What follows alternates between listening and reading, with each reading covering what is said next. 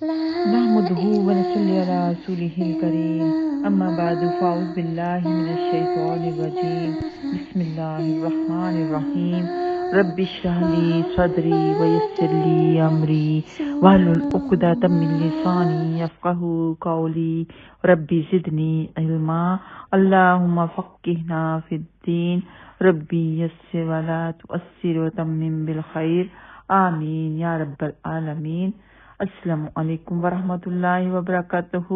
جی کیسے ہیں میرے پیارے پیارے ننھے منھے بچے؟ سب ٹھیک ہے نا؟ اللہ سبحانہ تعالیٰ آپ سب کو خوش رکھے، خیر و آباد رکھے، دنیا اور آخرت کی کامیابی عطا فرمائے۔ تو پیارے بچوں، آج صرف آپ سے 2 سوال پوچھے جائیں گے۔ سوال نمبر 1 کہ نماز کے بعد کے جو اذکار ہم پڑھتے ہیں وہ کیوں پڑھتے ہیں؟ تو اس کا جواب ہے کہ پہلی بات تو یہ کہ نبی پاک صلی اللہ علیہ وسلم نے فرمایا ہے، اور نبی پاک صلی اللہ علیہ وسلم کے ہر فرمان پر عمل کرنا ہمارے لیے واجب ہے، اسی میں برکت ہے۔ ہاں کبھی کبھار ٹائم کم ہے تو تھوڑے اذکار کر لیے جائیں، لیکن کچھ اذکار ضرور کیے جائیں، دعا مانگنی چاہیے، اور یہ دعا بھی اذکار میں ہی آ جاتی ہے۔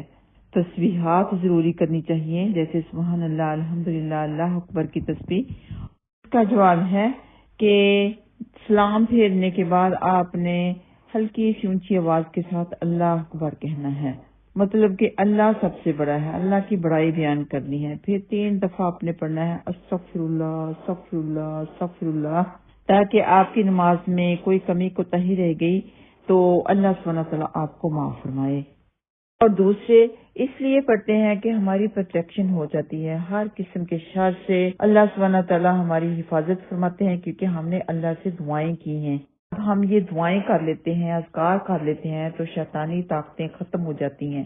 یوں سمجھ لیں کہ ایک دائرہ ہے، یعنی ایک سرکل ہے، اس میں آپ ہیں، اور یہ سرکل میں سے کوئی بھی آ کے آپ کو نقصان نہیں پہنچا سکتا انشاءاللہ تعالی۔ اور دوسرا سوال یہ ہے کہ نماز کے بعد کے اذکار کون کون سے ہیں؟ پھر آپ نے پڑھنا ہے اللہم انت السلام ومنک السلام تبارک یا ذا الجلال والاکرام۔ اے اللہ تو ہی سلامتی والا ہے اور تیری ہی طرف سے سلامتی ہے، تو بہت بابرکت ہے، اے صاحب جلالت عزت والے۔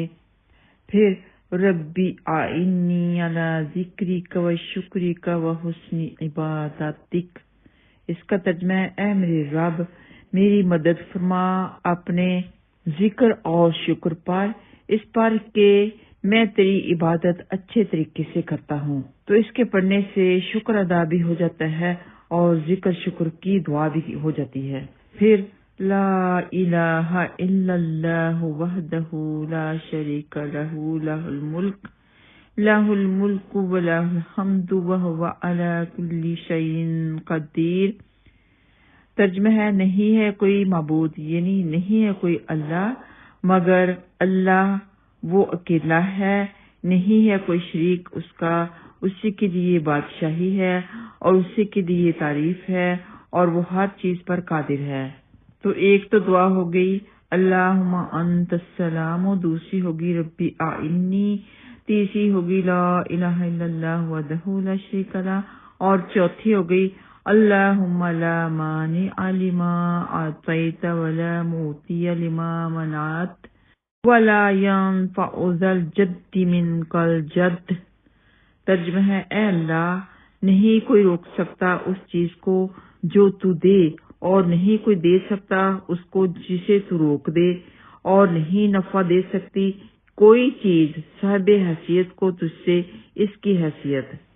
نمبر 5 لا الہ الا اللہ وحدہ لا شریک لہ لہ الملک و لہ الحمد وہو علی کل شیء قدیر لا حول ولا قوة الا باللہ لا الہ الا اللہ ولا نعبد الا ایاہ لہ النعمت ولہ الفضل ولہ الثناء الحسن لا الہ الا اللہ لا الہ الا اللہ مخلصین لہ الدین ولو کرہ الکافرون۔ ترجمہ ہے نہیں کوئی معبود مگر اللہ، وہ اکیلا ہے، نہیں ہے کوئی شریک اس کا، اسی کے لیے بادشاہی ہے اور اسی کے لیے تعریف ہے، اور وہ ہر چیز پر قادر ہے۔ نہیں ہے گناہ سے بچنے کی ہمت اور نہ نیکی کرنے کی قوت مگر اللہ کی توفیق سے۔ نہیں ہے کوئی معبود مگر اللہ، اور نہیں ہم عبادت کرتے مگر صرف اسی کی، اسی کا ہم پر احسان ہے اور اسی کا فضل، اور وہی مستحق ہے اچھی تعریف کا۔ نہیں ہے کوئی معبود مگر اللہ، ہم اسی کی خالص بندگی کرتے ہیں، خواہ برا سمجھے کافر۔ تو مطلب یہ کہ اللہ ہی نے قوت دی ہے جو ہم اللہ کی عبادت کرتے ہیں، ورنہ ہمیں تو کوئی طاقت ہی نہیں ہے۔ اللہ کی دی توفیق کے ساتھ ہی سارے نیک کام کرتے ہیں، اسی کی عبادت کرتے ہیں۔ اللہ کا فضل ہے کہ اس نے ہم پر بہت زیادہ احسان کیا، اور خالص ہر قسم کی اچھی احسن تعریف اللہ ہی کی ہے۔ تو پھر آپ نے 33 دفعہ سبحان اللہ پڑھنا ہے، اور یہ انگلیوں کے پروں پر گن کے پھر پڑھنا ہے۔ کوئی بھی اذکار ہو انگلیوں کے اوپر گنا کریں۔ کیونکہ نبی پاک صلی اللہ علیہ وسلم نے فرمایا ہے کہ قیامت کے دن انگلیوں کے پر آپ کے حق میں گواہی دیں گے، تو ذکر انگلیوں کے پروں پر کیا کرو، یعنی تسبیحات انگلیوں کے پروں پر کیا کرو۔ 33 مرتبہ الحمدللہ پڑھنا ہے، جس کا مطلب ہے ساری تعریف اللہ کے لیے ہے، اور 33 مرتبہ اللہ اکبر کہنا ہے، مطلب اللہ سب سے بڑا ہے۔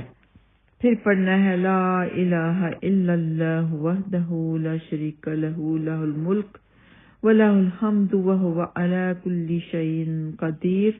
پھر آیت الکرسی پوری کی پوری پڑھنی ہے، اللہ لا الہ الا هو الحی القیوم لا تأخذہ سنۃ ولا نوم لہ ما فی السماوات وما فی الارض من ذا الذی یشفع عنده الا بإذنہ یعلم ما بین ایدیہم وما خلفہم ولا يحيطون بشيء من علمه إلا بما شاء وسع كرسيه السماوات والأرض ولا يؤوده حفظهما وهو العلي العظيم۔ ترجمہ ہے، اللہ وہ ہے کہ اس کے سوا کوئی معبود نہیں، زندہ ہے، ہر چیز کو قائم رکھنے والا ہے، نہ اسے کچھ اونگ پکڑتی ہے اور نہ کوئی نیند۔ اسی کا ہے جو کچھ آسمانوں میں اور جو کچھ زمین میں ہے۔ کون ہے وہ جو اس کے پاس اس کی اجازت کے بغیر سفارش کرے؟ جانتا ہے جو کچھ ان کے سامنے اور جو کچھ ان کے پیچھے ہے، اور وہ اس کے علم میں سے کسی چیز کا احاطہ نہیں کر سکتے مگر جتنا وہ اللہ سبحانہ تعالیٰ چاہے۔ اسی کی کرسی آسمانوں اور زمین کو سمائے ہوئے ہے، اور اسے ان دونوں کی حفاظت نہیں تھکاتی، اور وہی سب سے بلند، سب سے بڑا ہے۔ تو اس کے بارے میں حدیث مبارکہ ہے کہ جو کوئی ہر نماز کے بعد یعنی فرض کے بعد اس آیت الکرسی کو پڑھے گا تو جب وہ مر جائے گا تو سیدھا جنت میں جائے گا، یعنی اس کے اور جنت کے درمیان صرف موت ہے جو کہ آڑ ہے، جب وہ مر گیا تو سیدھا جنت میں گیا۔ آپ معوذات پڑھیں، یعنی سورہ اخلاص، سورہ فلق، سورہ ناس پڑھ کے بھی سنا دیتی ہوں۔ بسم اللہ الرحمن الرحیم، قل هو اللہ احد اللہ الصمد لم یلد ولم یولد ولم یکن لہ کفوا احد۔ ترجمہ ہے، اے نبی پاک صلی اللہ علیہ وسلم، آپ فرما دیجئے وہ اللہ ایک ہے، اللہ بے نیاز ہے، نہیں اس نے کسی کو جنا اور نہ وہ جنا گیا۔ مطلب یہ کہ اللہ سبحانہ تعالیٰ کے کوئی اولاد نہیں۔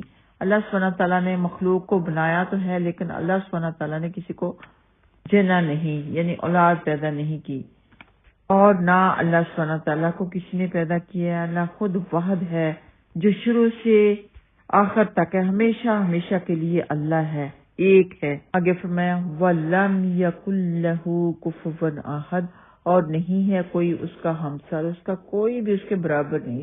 اللہ سبحانہ تعالیٰ خود واحد ہے، اکیلا ہے، شروع سے لے کے آخر تک اللہ ہی اللہ ہے، ہمیشہ ہمیشہ کے لیے اللہ ایک ہے۔ پھر سورہ فلق، بسم اللہ الرحمن الرحیم، قل اعوذ برب الفلق، کہہ دیجئے نبی پاک صلی اللہ علیہ وسلم، آپ کہہ دیجئے میں پناہ میں آتا ہوں صبح کے رب کی، فلق صبح کے رب کی، من شر ما خلق ان چیزوں کے شر سے جو اس نے پیدا کی، ومن شر غاسق اور اندھیرے کے شر سے، یعنی اندھیرے میں جو چیزیں بری نکلتی ہیں، بیماری، چوری، ڈاکہ، بہت سی ایسی بری چیزیں ہیں جو رات کو ہوتی ہیں، اندھیرے میں ہوتی ہیں، تو ان کے شر سے بھی میں پناہ مانگتا ہوں۔ اذا وقب جب وہ اندھیرا چھا جائے، ومن شر النفاثات فی العقد اور گروہوں میں، گروپس میں پھونکے مارنے والیوں کے شر سے، وَمِن شَرِّ حَاسِدٍ إِذَا حَسَدَ اور حسد کرنے والوں کے شر سے جب وہ حسد پر آ جائیں، یعنی کہ آپ سے جلس کرتا ہے، حسد کرتا ہے آپ کے اوپر کہ اس کے پاس اتنا کچھ ہے، میرے پاس کیوں نہیں، تو نظر لگ جاتی ہے، تو ان کے شر سے بھی میں پناہ مانگتا ہوں۔ آگے سورۃ الناس، قُلْ أَعُوذُ بِرَبِّ النَّاسِ مَلِكِ النَّاسِ إِلَٰهِ النَّاسِ من شر الوسوس الخناس الذي يوسوس في صدور الناس من الجنة والناس۔